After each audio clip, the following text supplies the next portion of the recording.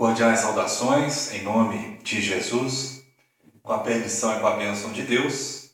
Iniciamos mais uma publicação da série Falando de Jesus.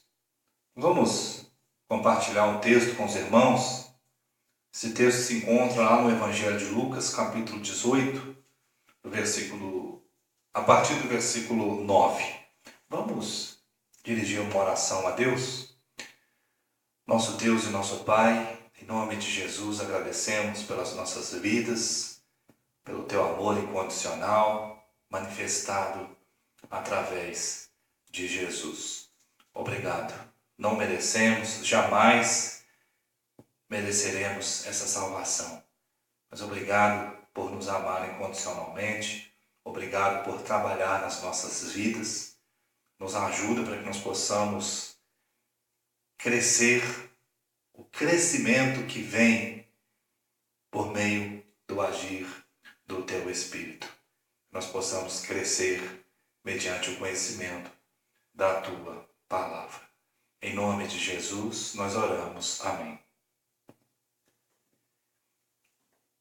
É muito importante para nós entendermos a diferença entre a antiga aliança e a nova aliança.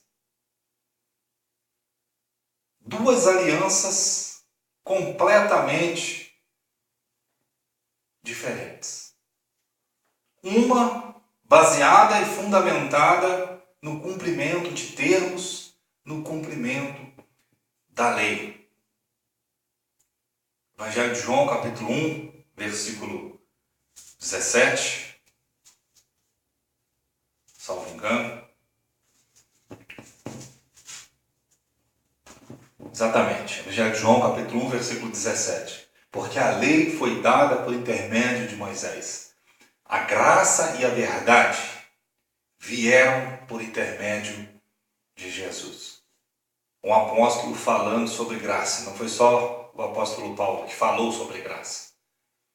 Aliás, o contexto da nova aliança está relacionado à graça e à bondade de Deus, ao amor de Deus. Entender essa diferença, entender essa mentalidade é de grande importância para a nossa compreensão da palavra de Deus. Jesus, durante o seu ministério, ele vai estar desconstruindo ensinamentos da antiga aliança. Ele vai estar lançando base para os ensinamentos da nova aliança. Isso vai gerar um conflito de mentalidades. Ele vai estar destruindo os pilares da lei de Moisés, gradativamente. Não fosse assim, aquela mulher mencionada lá no Evangelho de João, capítulo 8, que se envolveu no adultério, ela teria sido apedrejada, ela teria sido condenada.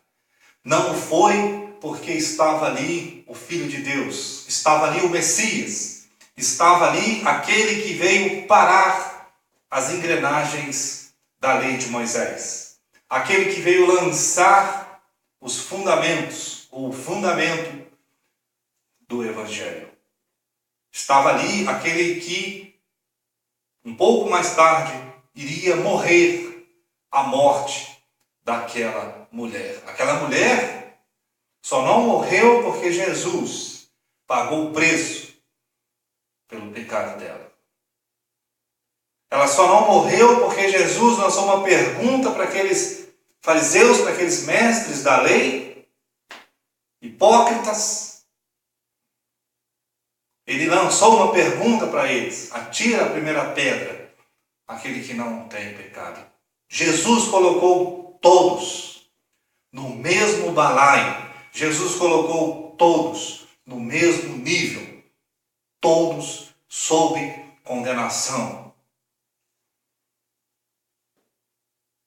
Há uma pregação minha tratando desse texto o Evangelho de João, capítulo 8, a questão do adultério, o livramento daquela mulher. Uma outra ocasião nós vamos ministrar essa pregação. Mas hoje eu gostaria de compartilhar um texto onde Jesus vai trabalhar essa desconstrução dessa mentalidade da lei. Esse texto se encontra no Evangelho de Lucas, capítulo 18, versículo 9, a partir do versículo 9. Diz o texto: propôs também esta parábola a alguns que confiavam em si mesmos, por se considerarem justos, e desprezavam os outros. 2 homens subiram ao templo com o propósito de orar, um fariseu e o outro publicano. Da mesma forma que Jesus falou lá na parábola do filho pródigo, utilizando dois personagens. Naquela parábola também há uma palestra minha intitulada A Parábola do Filho Pródigo, a parábola do filho pródigo, realidade, contexto e comentários e considerações. Outra parábola que ele usa para desconstruir, para bater forte naquela mentalidade dos filhos da lei. Ele usa também 2 personagens extremos. Um filho largado, o filho mais novo, que pede tudo para o pai, vai embora, e o outro filho que era correto, representando ali os judeus, os fariseus, que era a referência religiosa naquele tempo de Jesus. Eram os fiéis cumpridores. Jesus vai falar: vocês são hipócritas. Nessa parábola do filho pródigo, ele usa também 2 personagens extremos. O fariseu, referência no cumprimento da lei de Moisés, impecável, fiel cumpridor dos termos da lei, exemplo. E usa também o publicano, que era alguém desprezado. Era alguém desprezado pelos fariseus, era alguém marginalizado, pouco valorizado e ridicularizado. Jesus usa esses 2 personagens. Um personagem aí representa a mentalidade da lei de Moisés, o perfil do homem da lei de Moisés. O outro personagem representa os pecadores, que somos todos nós. E olha que Jesus vai falar: o fariseu, posto em pé, orava de si para si mesmo desta forma: ó Deus, graças te dou, porque não sou como os demais homens, roubadores, injustos e adúlteros, nem ainda como este publicano. Esta era a mentalidade da lei de Moisés: cumprimento de termos, cumprimento de regras.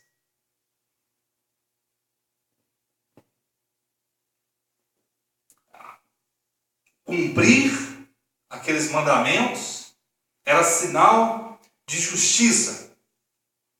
Romanos capítulo 3, versículo 19 ao versículo 20, o apóstolo Paulo fala sobre essa mentalidade da lei de Moisés, colocando todos como culpados.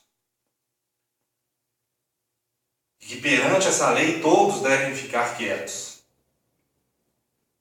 Neste texto, um pouco antes, do Evangelho de Lucas, aquele homem, então, no entendimento dele, ele era um fiel cumpridor das leis. Ele era um fiel cumpridor das regras.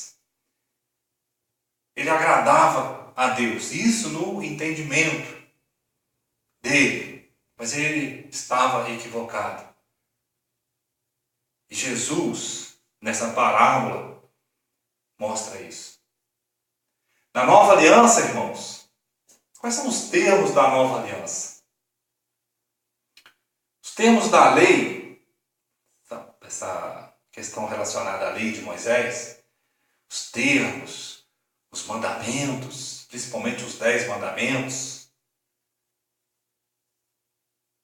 cumprir aqueles mandamentos era sinal de estar em obediência a Deus.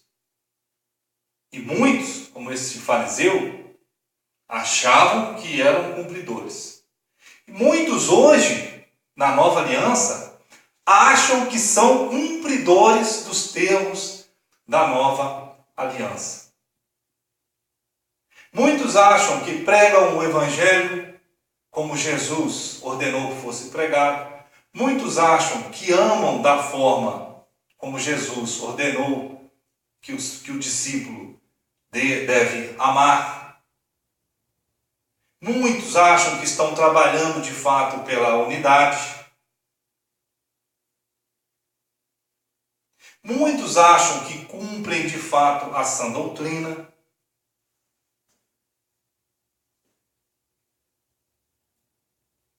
A nova aliança, os termos da nova aliança, são muito mais profundos do que os termos da antiga aliança. E que aqui nesse texto, Jesus está conflitando essas duas realidades, essas duas mentalidades.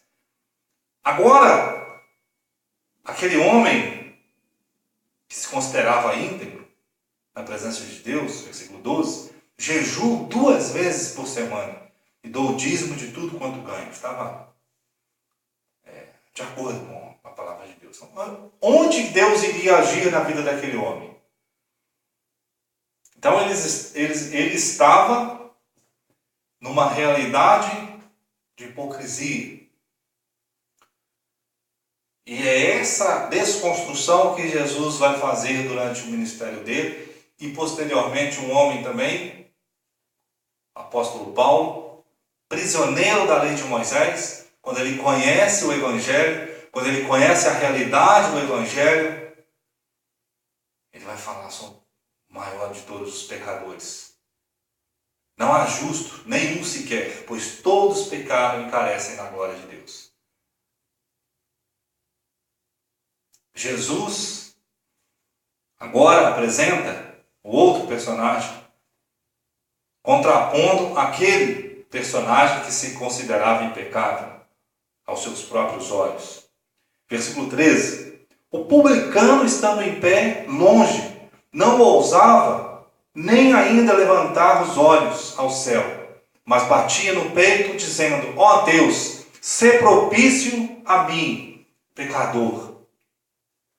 Você que conhece a Jesus, você que está na igreja, você que está servindo a Deus, qual a forma que você deve comparecer diariamente na presença de Deus? Dessa forma aí. Nós somos pecadores, mas precisamos da ajuda de Deus. Nós precisamos ter um espírito de humildade. Deus age nas nossas vidas quando nós somos humildes. Bem-aventurados são os humildes de espírito, os pobres de espírito. Quando eu reconheço que eu não tenho condições, e todos os dias, em todos os momentos, nós jamais devemos chegar na presença de Deus dizendo: eu faço isso, eu faço aquilo. Nós não fazemos nada. Nós precisamos cada vez mais da graça de Deus. A nossa obediência, ela é decorrente, após a nossa salvação, ela é consequência da graça de Deus. Ela é consequência do amor de Deus. Aquele homem, esse personagem então, mencionado por Jesus, simplesmente disse: sou pecador. Ó Deus, sê propício de mim, pecador. Essa é a mentalidade, esse é o perfil do homem do Novo Testamento. Do homem que é gerado a partir da mensagem do Evangelho. Nós somos pecadores, remidos no sangue de Jesus. Nós precisamos, sempre precisaremos da ação de Deus nas nossas vidas. Ninguém está em um nível diferente dos que estão na igreja. Todos são pecadores. Todos precisam, todos carecem diariamente, constantemente da graça e do amor de Deus. Não existe aquele que faz isso, aquele que faz aquilo. Não existe. Na nova aliança, não. Lá na antiga aliança existiam estes homens, no tempo de Jesus, que se achavam os tais. Mas na nova aliança, Jesus cortou este pensamento. Jesus bateu forte nesta mentalidade. Versículo 14. Digo-vos que este desceu justificado para a sua casa, e não aquele, porque todo o que se exalta será humilhado, mas o que se humilha será exaltado. Nós possamos ter esse espírito de humildade na presença de Deus. Reconhecer que nós não fazemos mais do que o outro, nós não somos melhores do que o outro, nós não temos menos pecado do que o outro, nós somos pecadores que carecemos constantemente ali da mão de Deus agindo nas nossas vidas. Nós somos pecadores justificados que precisamos constantemente estar olhando para a cruz. Pecadores que precisamos constantemente estar refletindo sobre o Evangelho, que é o poder de Deus para a salvação daquele que crê. Que Deus nos conceda a humildade, que nós jamais venhamos a olhar para o nosso irmão com desprezo. Que Deus nos abençoe. Obrigado pela sua atenção e até a próxima. Fiquem com Deus.